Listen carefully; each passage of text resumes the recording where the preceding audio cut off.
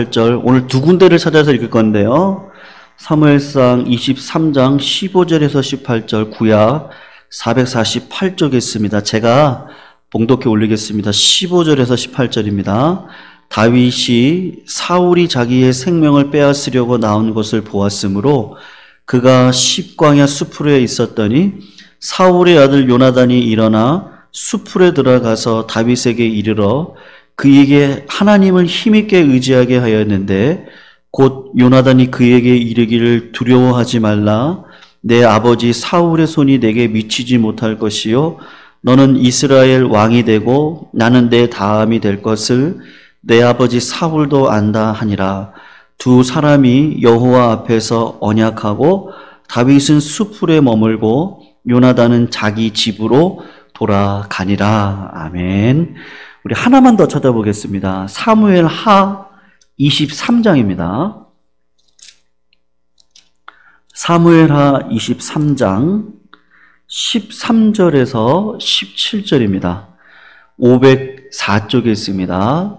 사무엘 하 23장 13절에서 17절 구약 504쪽에 있습니다. 이것도 제가 봉독으로 올 말씀을 읽도록 하겠습니다. 사무엘하 23장이고요. 13절에서 17절 말씀입니다.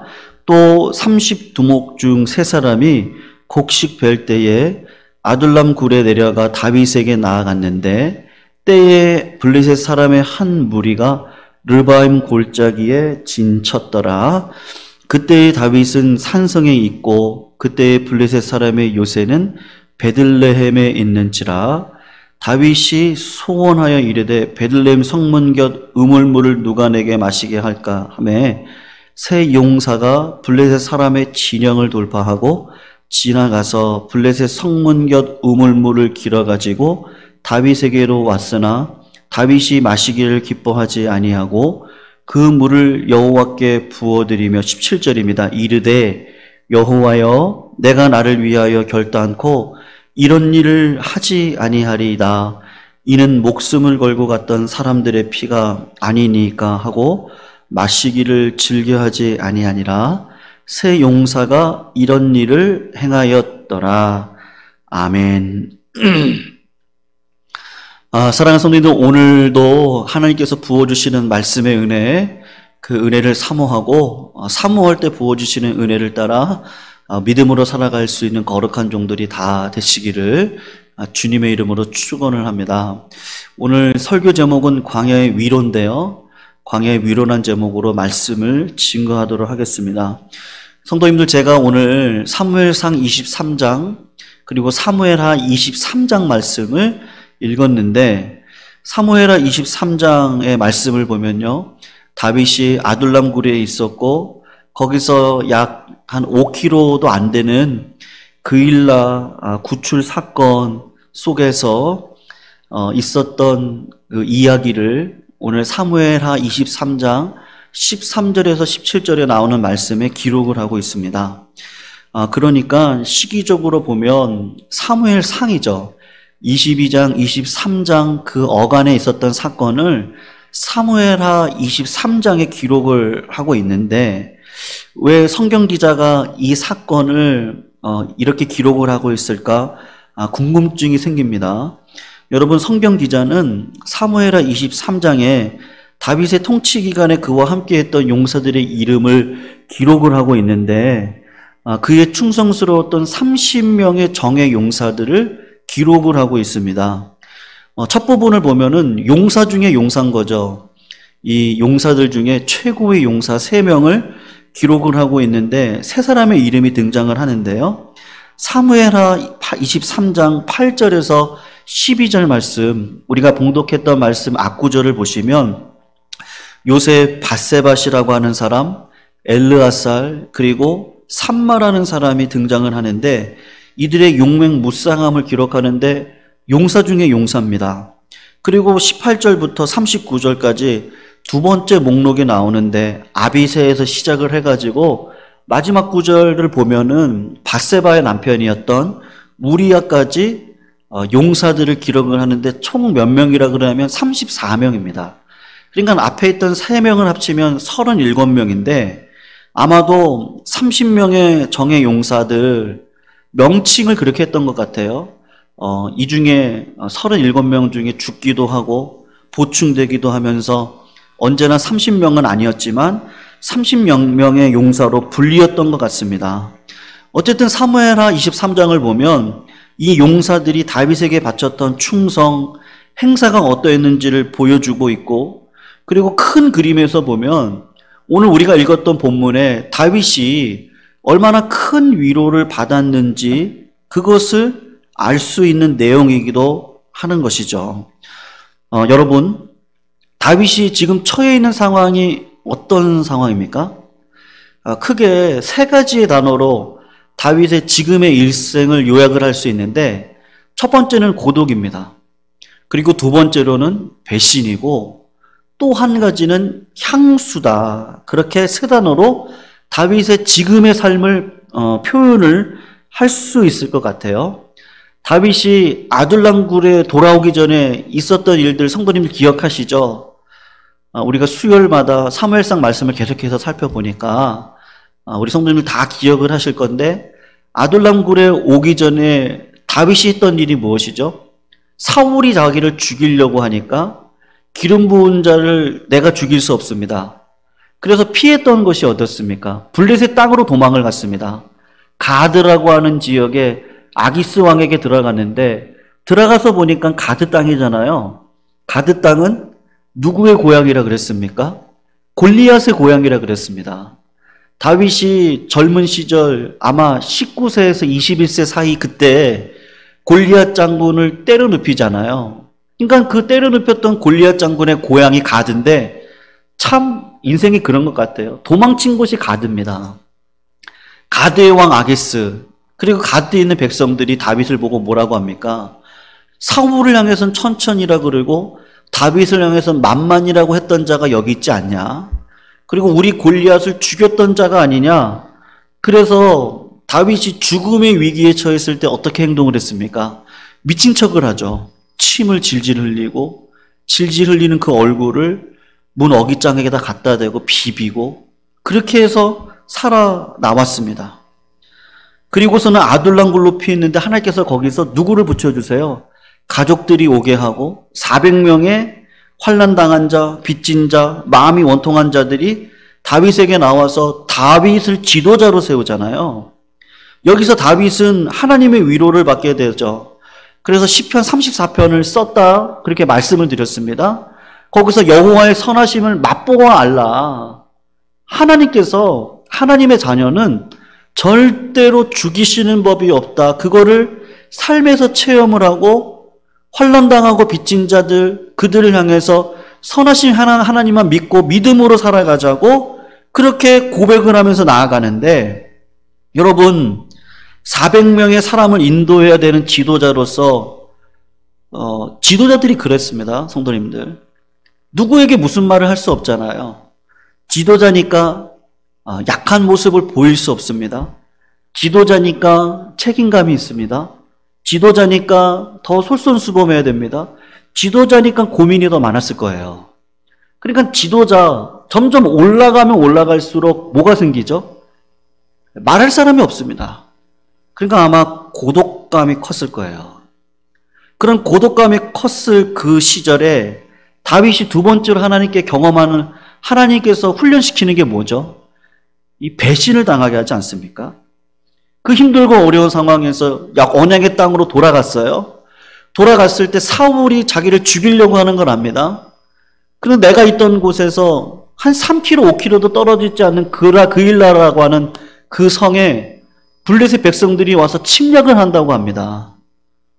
왕으로 회귀를 했는데 하나님께서 시험을 하시는 것이죠. 왕으로서의 삶을 살 것이냐? 아니면 내 유익을 위해서 살 것이냐? 우리가 지난주 말씀을 보고 살폈죠. 다윗이 이 시험 가운데 그일라 백성을 기도로 응답받아서 가서 그일라 백성들을 구원해 줍니다. 그런데 그 소식을 사울이 듣고 군사를 이끌고 다윗을 잡으러 온다는 소식을 들어요. 그때 다윗이 하나님께 묻지 않습니까? 그때 하나님이 뭐라고 이야기를 하죠? 그일라 사람들이 다윗을 사울의 손에 붙일 거다. 넘겨줄 거다. 아마 다윗이 느꼈을 배신감은요, 엄청나게 컸을 겁니다. 내가 선을 베풀었는데 그 선이 뭘로 돌아오는 거예요? 악으로 돌아오는 겁니다. 엄청난 배신을 느낍니다. 그것뿐만이 아니죠. 또 다른 배신을 느끼게 되는데 그일라 성에서 나와서 이제는 인구가 늘어났습니다. 600명의 사람들이 다윗을 따라갑니다. 600명이나 되는 사람들을 데리고 숨을 곳이 없습니다. 이러지도 못하고 하는 상황 가운데 사무엘상 23장 14절에 보면 다윗이 광야의 요새에 숨기도 하고 또 황무지 십광야 산골에 유하기도 했다. 계속 움직이는 거죠. 근데 하나님께서 어떻게 했다 그럽니까? 하나님이 숨겨주셔서 사울이 매일 다윗을 찾지만 찾을 수 없다. 그러던 중에 십광야 숲에 거하고 있는데 10사람들이 다윗을 누구에게 이야기를 합니까? 다윗이 우리 십광야에 있다는 것을요, 사울에게 이야기를 하는 것이죠. 성도님들, 이들이 누구예요? 사울은 천천히고 다윗은 만만이라고 그 여인들의 환호의 소리를 들었던 사람이고 그 말에 동조했던 사람들입니다. 그런데 마음이 이렇게 한꺼번에 바뀌는 것이죠. 우리 주님도 마찬가지죠. 예루살렘에 들어올 때 호산나 호산나 했던 그 사람들이 5일 만에 마음이 바뀌어가지고 네가 하나님의 아들이면 내려와 봐라. 십자가에 못 박는 일에 앞장서는 사람들이 되어지는데 이 십광야에 있었던 그 동네 사람들이 사울에게 다윗을 지금 밀고를 하는 겁니다. 여러분, 다윗은요, 배신을 당하고 또 배신을 당해요. 여러 차례 배신을 당합니다. 이쯤 되면 다윗에게 어떤 마음이 생길까요? 야, 내가 왕이 되고 싶어서 되는 것도 아니고 하나님께서 기름 부으셔서 왕의 자리에 서게 해주셨는데 이쯤 되면요, 왕 하고 싶지 않다. 그런 마음을 품지 않았겠습니까? 그럴 때 마음속에 무슨 마음이 들까요? 아마 옛날을 회상하지 않겠습니까? 양을 치던 시절, 그때는 그게 감사한지 몰랐는데 참 평범함이 좋았구나. 자유함이 좋았구나. 다윗은 베들레헴이 고향이니까 베들레헴에서 보냈던 어린 시절, 자기의 삶이 꼬이기 전에 그 어린 시절의 삶에 대한 그리움과 향수가 있지 않겠습니까? 그리고 그 고향 땅을 떠나서 지금 이 광야에서 삶을 살아가면서 얼마나 자유롭지 않은 인생을 살아가면서 고향이 얼마나 그리웠겠어요. 그런데 오늘 본문 사무엘하 23장 14절을 보면 이 베들레헴이라고 하는 고향이 누구의 땅이에요? 블레셋 사람의 영체가 베들레헴에 있다. 사울 치하의 블레셋은 베들레헴과 그 주변 르바임 골짜기를 다 차지하고 있는 상황에서 고향이 그리워서 표현을 한 거죠. 베들레헴 성문 곁 우물물에 누가 나로 마시게 할까? 다윗이 당시에 처했던 상황이고 그리고 어렵지 않게 그려볼 수 있는 다윗의 마음 아니겠습니까? 성도님들, 다윗은 고향 땅을 떠나 믿음의 삶을 살아가다 보니까 하나님께서 왕으로 기름 부으셨고 믿음으로 살다 보니까 사울에게 쫓김을 당하는 인생을 살게 되었고 그러는 가운데 선으로 갚기를 원하여서 그일라 백성을 구하기도 하고 또 쫓기는 인생을 살아가다가 백성들에게 배신을 당하는 그 일 가운데 내가 살던 고향이 그리운 것이죠. 성도님들, 그런 상황 가운데 있을 때 하나님께서 어떻게 하시죠? 광야 같은 상 가운데 위로를 주시는데 성도님들, 사람을 통해서 위로를 하시더라는 거예요. 우리 성도님들께서도 이 사람들을 통해서 위로를 받으시기를 주님의 이름으로 축원을 합니다. 하나님의 넘치는 위로가 어디로부터 오느냐? 사람을 통해서 오더라고 하는 거예요.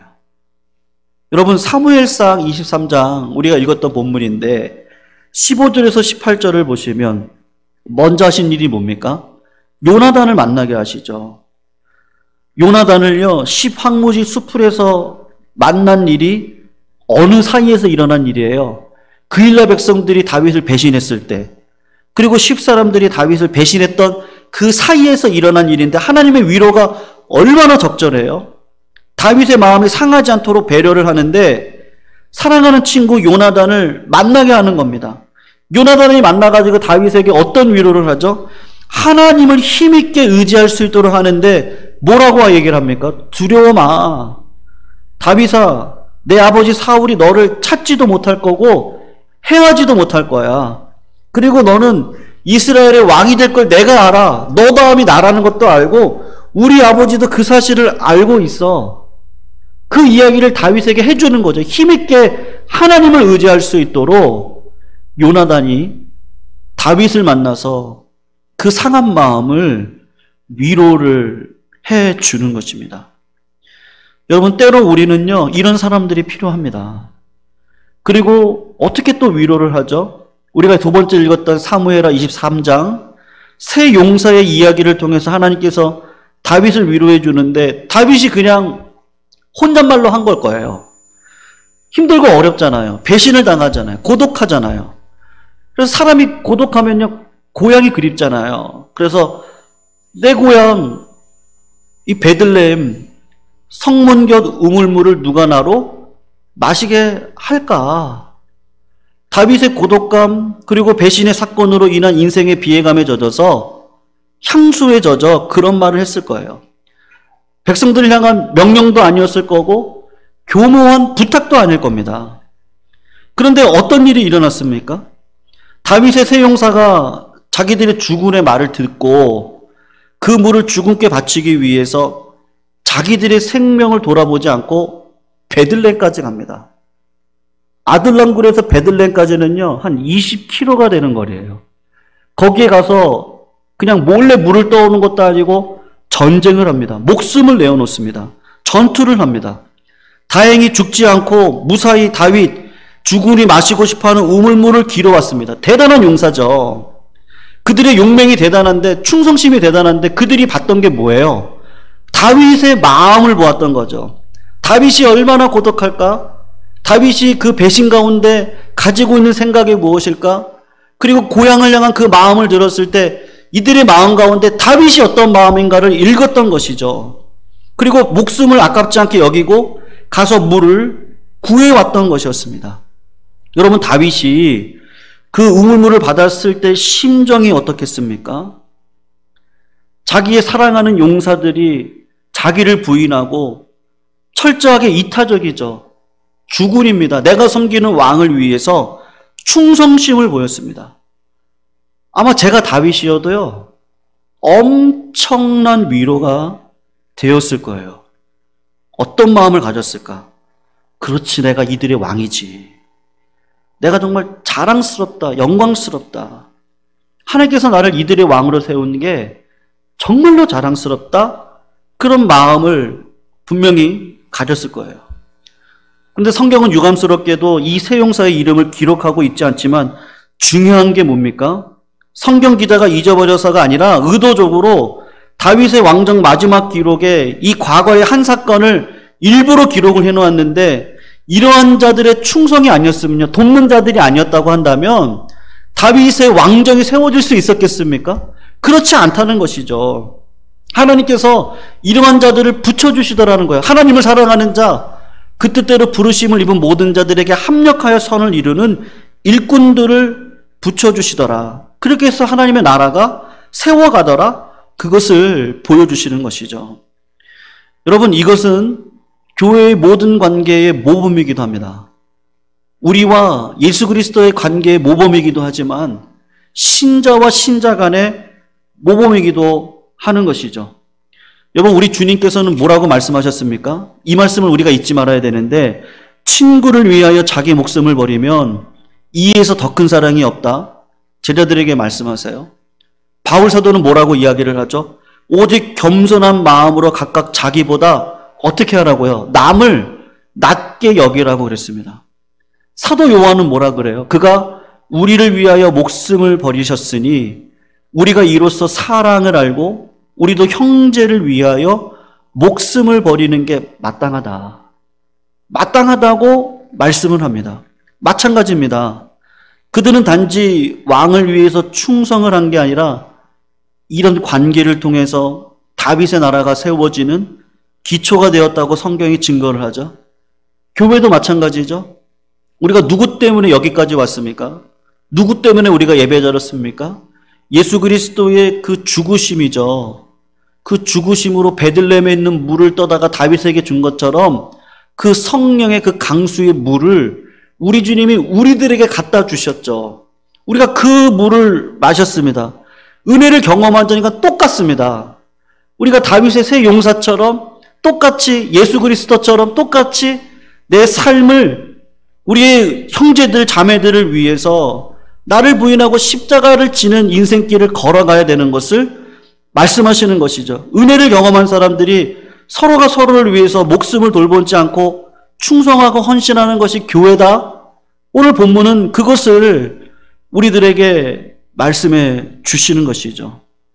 여러분, 우리가 교회 생활 하다 보면 마음에 맞는 사람들끼리 편안한 관계를 유지하다가 또 뭔가 맞지 않으면 소원해지거나 관계를 정리할 수 있거나 하는 관계입니까? 교회 생활이 그렇습니까? 우리가 신앙생활을 해서 알지만 그렇지가 않습니다. 평생을 우리 교회 역사도 30년이 넘으니까 아이들의 일어서고 앉고 어떤 일이 일어났는지 우리 자녀들의 삶을 다 압니다. 부모님들의 그 삶의 여정을 우리가 다 알죠. 그러니까 마음에 안 맞는다고 끊고 할 수 있는 일들이 아닙니다. 우리는 이미 형제 자매이기 때문에 그런데 교회가 이 세상의 어떤 기관과 조직과는 다르죠. 가족이거든요. 그 기원을 하나님이 직접 만드셨습니다. 그리고 가족이 부모의 희생을 통해서 자녀가 자라는 것처럼 성도와 성도 간에 자매와 자매 간에 우리가 형제를 위해서 내 목숨을 내줄 수 있는 그런 믿음의 삶을 통해서 교회가 세워지는 것을 알게 되는 것이죠. 여러분, 다윗이 용사가 가지고 온 물을 어떻게 했어요? 땅에다가 쏟아버렸습니다. 이 물이 그냥 물이 아니라 용사의 피라고 말을 했습니다. 돈으로 살 수 없는 물이라 그랬습니다. 생명보다 귀한 형제의 피라고 그랬습니다. 그가 직관적으로 아는 게 뭐예요? 이 물은요, 자기가 받아 마실 수 있는 가치가 있는 것이 아니라는 걸 안 거죠. 그냥 여느 지도자 같으면요, 그래, 너의 충성심 이제 내가 알겠다. 그리고 마실 수도 있어요. 그런데 그 값비싼 물을, 이 재물을 받을 수 있는 분은 누구라는 걸 다윗이 아는 거예요. 하나님이라는 걸 아는 것이죠. 그래서 땅에 물을 부어드리는 건데, 이건 뭡니까? 땅에다 물을 붓는 거는요, 전제행위랑 똑같은 거, 예배행위거든요. 여호와께 부어드린다는 겁니다. 그리고 했던 말이 뭐예요? 결단코 이런 일을 하지 않겠다. 이는 생명을 돌보지 아니하고 갔던 사람들의 피다. 다윗이 그렇게 고백을 하고 있습니다. 성도님들, 다윗의 위대성이 어디 있습니까? 바로 여기에 있습니다.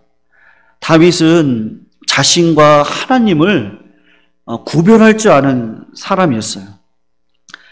그는 자기에게 마시라고 가져온 물인데 뭐라고 고백을 합니까? 하나님, 제 사랑하는 부하들의 피보다 귀한 물을 하나님이 받으세요. 이렇게 값비싼 것을 받으시게 합당한 분은요, 내가 아니라 하나님이라는 걸 지금 말씀을 하고 있어요. 주님이 십자가를 지기 전에 누가 와서 향유 한 옥합을 깨트리죠? 마리아가 와서 향유 한 옥합을 깨트립니다. 그냥 전부를 드리는 거죠. 하나님은요, 전부를 원하시죠. 우리의 전부를 원하십니다. 98%가 아니라 전부를 원하시는데, 마리아가 고백하고자 했던 게 뭐예요? 하나님만이, 우리 주님만이 이것을 받으시기에 합당한 분이다라는 사실을 표현하는 것인데, 여러분, 사람이 높아지면 내가 누구인지를 잃어버리기가 쉽습니다. 교회도 그렇습니다. 교회가 목표로 한 성도님들의 어떤 부흥의 숫자, 어떤 교회는 그래요. 목표가 그거예요. 그냥 교회를 아름답게 짓자 합니다. 지었습니다. 짓고 난 뒤에 꼭 무슨 일이 일어나죠? 그때부터 교회가 분쟁이 일어나기 시작을 해요. 목적이 하나님의 영광이 아니라 건물이 목적이었기 때문에 그렇습니다. 제가 아는 교회는 300명이 목표였나 봐요. 300명까지 이루자. 우리 성도님들을 부흥시키자. 300명이 되어졌는데 그리고 일어난 일이 뭔지 아십니까? 그때부터 교인들 간에 싸움이 일어나고. 왜 그럴까? 여러분, 사람이 그런데요. 뭐가 잘 되면, 자기가 높여지면, 교회가 잘 되는 것 같으면 누구를 잃어버리죠? 하나님을 잃어버립니다. 다윗이 나중에 그런 실수를 하기도 하지만 결국은 하나님께 돌아오는데, 여러분, 다윗이 잘했던 게 뭡니까? 어떤 상황 가운데서도 자기 자신과 하나님을 구별할 줄 아는 은혜가 있었는데, 여기서 우리가 보게 되는 특이점이 뭐냐? 부하들의 충성심이 다윗이 가지고 있는 하나님의 충성심을 자극을 시켜줬다는 겁니다. 부하들이 그런 충성심으로 다윗을 섬겼습니다. 근데 다윗의 마음 가운데 하나님을 향하여 그런 충성을 드리겠다고 하는 마음이 자극이 되어졌어요. 은혜가 흘러가는 걸 보게 되는 겁니다. 새 용사의 마음속에 흘러넘치는 은혜가 다윗에게로 흘러갑니다. 그리고 다윗을 통해서 다윗의 공동체로 흘러가는 건데 그것이 하나님 나라의 원리인 것이죠. 이 사건을 통해서 다윗은 아마 우울했을 거예요. 바짝바짝 말라가고 있는 심령이었을 거예요. 오죽했으면 고향을 그리워했겠습니까? 돌아가고 싶다. 근데 그 마음을 알았던 새 용사가 풍성한 은혜로 회복을 시켜주시는데 어떻게 해요? 희생을 통해서, 목숨을 아끼는 희생을 통해서 다윗의 하나님을 향한 충성심을 회복시켜 주는 위로가 있던 거 아닙니까? 저는 시편 42편에 이 고백이 다윗의 고백이 아닐까 싶어요. 하나님이여 사슴이 시냇물을 찾기에 갈급한 같이 내 영혼이 주를 찾기에 갈급합니다. 내 영혼이 하나님 곧 생존하시는 하나님을 갈망하니 내가 어느 때에 나아가서 하나님을 배우겠습니까? 이 시가 이 시점에 쓴 것처럼 보이지는 않지만 다윗의 마음이 이랬겠죠. 이 물이 내 물이 아니라 하나님을 목말라 하는 물입니다. 그리고 하나님 앞에 드려지는 예배의 물로 바뀌는 것인데 여러분, 우리는 사람들의 위로가 필요합니다. 하나님도 그것을 아시기 때문에 우리들에게 적절하게 때마다 시마다 위로를 주시죠. 근데 더 중요한 게 뭐예요? 그 사람들의 위로를 통해서 누구를 자꾸 바라보게 합니까? 하나님을 바라보게 하는 은혜를 저희들에게 채워 주시는 것이죠. 성도님들, 하나님의 위로를 대체할 수 있는 건 없습니다. 근데 하나님께서 어떻게 하세요? 사람의 위로를 주시죠. 그리고 그 사람의 위로를 통해서 하나님을 바라보게 하신다. 그것이 다윗의 고백인 것입니다.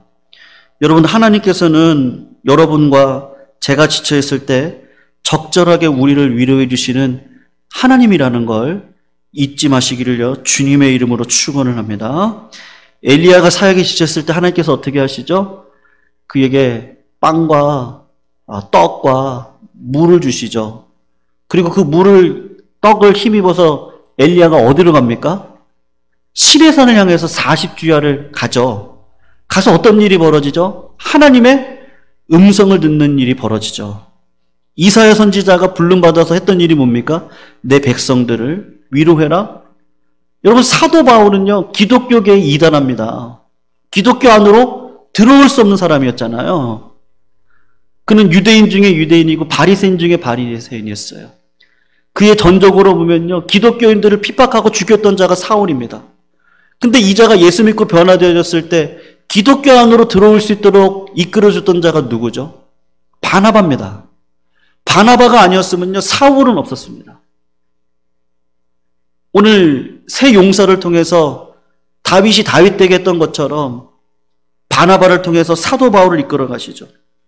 그러면 우리 주님도 마찬가지죠. 베드로가 배신했어요.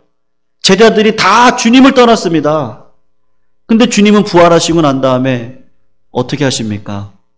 시편 23편에 남아있는 것처럼 주께서요, 내 원수의 목전에서 상을 베풀어 주신다. 음식을 차려주신다 그러셨는데 베드로와 제자들 예수 그리스도를 떠나 이제는 갈릴리 바닷가에 나가서 옛 자기의 직업, 고기 잡는 일에 애쓰고 나아갔을 때 주님께서 베드로에게 일로 나와라. 그리고 했던 일이 뭡니까? 숯불을 에다가 고기를 구워서 같이 고기를 먹자 이야기를 해주시는 우리 주님. 그리고 주님이 뭐라고 이야기하시죠? 네가 나를 사랑하냐? 다윗에게 3번을 물으시고 내 양을 쳐라. 다시 사명을 맡겨주시는 우리 주님. 성도님들, 하나님을 사랑하는 자, 그 뜻대로 부르심을 입은 모든 자들이 모여서 합력을 하는데 어떻게 하세요? 이 광야 가운데 위로를 우리들에게 허락해 주시는 거 아니겠습니까? 하나님께서는 그냥 우리를 쓰시는 법이 없습니다. 힘들고 지치고 어려울 때 주님은 말씀을 통해서, 음성을 통해서도 위로를 주시지만 우리 주변에 있는 형제 자매를 통해서 위로를 허락해 주시는 것이죠. 그 위로를 통해서 우리가 누구를 바라보면 됩니까? 하나님 바라보라고. 넘치는 은혜를 또 흘려보내라고 하나님께서 저희들에게 말씀해 주시는 줄로 믿습니다. 여러분, 내게 넘치는 은혜가 결코 나만으로 만족하지 않도록 하나님께서 우리들에게 사람들을 붙여주십니다. 그 사람들을 통해서, 그 위로를 통해서 우리는 또 형제들에게 우리의 위로를 또 흘려보내는 것이죠. 위로가 필요한 사람들을 위로하고 마음이 말라붙는 사람들을 위로해 줄 수 있는 그 은혜가 우리 성도님들의 심령 가운데 촉촉하시기를요, 주님의 이름으로 축원을 합니다. 바로 그것이 광야의 은혜요, 광야의 위로인 줄로 믿습니다. 이런 위로가 광야 같은 인생을 살아가는 우리 성도님들의 삶 가운데 풍성하게 흘러넘치시고 그 받은 위로를 가지고 주변의 모든 분들을 위로하는 위로자로 서시기를요, 주님의 이름으로 부탁드리겠습니다. 우리 시간 다 같이 한번 말씀을 생각하면서 통성으로 우리 성도님들 있는 자리에서 같이 기도를 하면 좋겠습니다.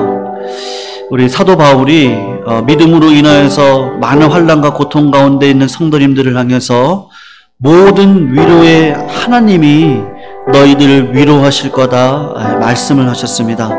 하나님의 위로가 모든 환난과 고통을 능히 이기게 해 주실 줄로 믿습니다.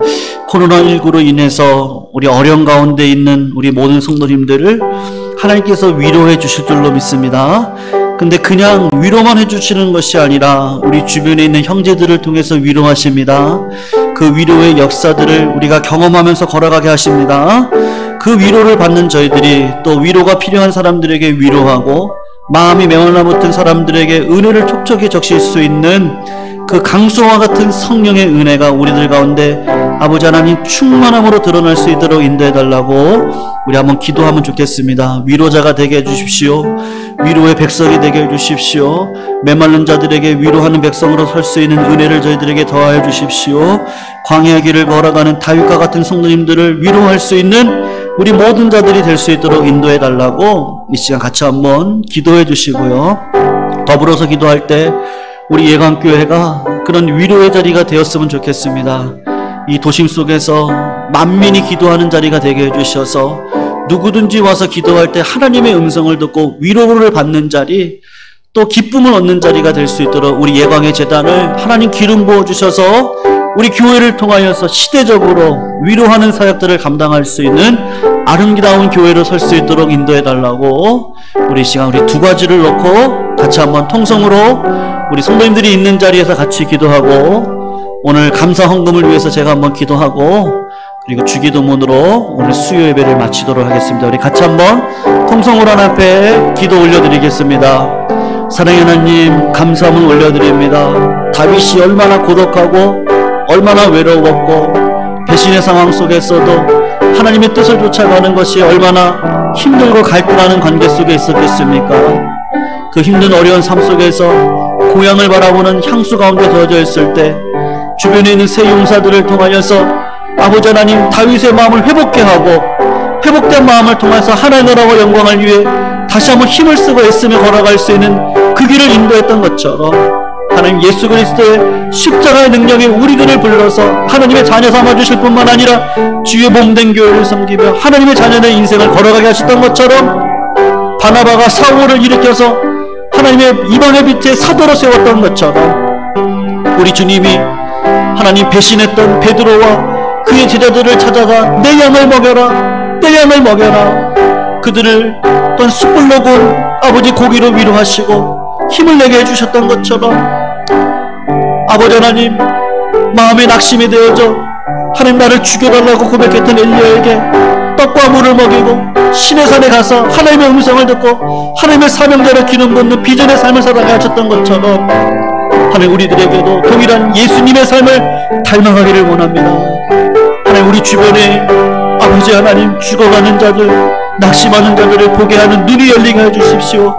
그들에게 위로의 말을 건네게 하여 주시고 그들에게 참된 위로의 삶을 살아갈 수 있는 믿음의 삶을 살게 하여 주시옵시고 아버지 그러한 삶을 통해서 하나님을 사랑하는 자, 주 뜻대로 부르심을 입은 모든 자들이 합력하여서 우리 예광의 모든 가족들, 권속들이 한 분 한 분들이 세워지는 놀라운 은혜의 역사가 드러나게 하여 주시옵소서. 하나님 우리 예광교회가 그런 교회로 쓰임받기를 원합니다. 하나님 우리 예광의 제단을 하나님 축복하여 주셔서 이 자리가 하나님이 역사하실 수 있는 자리 되어주기를 원합니다. 누구든지 와서 기도하면 하나님을 만나는 자리 되게 해주십시오. 누구든지 기도하면 응답받는 자리가 되게 해주십시오. 하나님의 음성을 듣는 자리가 되게 해주십시오. 하나님께서 원하시는 자리가 될 수 있도록 인도해 주셔서 하나님 이 자리 주님의 영광이 떠나지 않는 믿음의 자리로 주님 아버지 인도하여 주시옵소서.